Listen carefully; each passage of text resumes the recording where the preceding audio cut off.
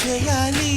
నా వలపు కిరీటం తలపైనే ధరించు, నీ చిలిపి ప్రతాపం నిలువెల్లా చూపించు, నీ చెనుకులకే వేస్తా నా ఓటు, నా చెమటలతో వేస్తా ఓటు. చిన్నగా చిన్నగా చిన్నగా మది కన్నులో విప్పిన కన్నెగా నీ మగసిరికి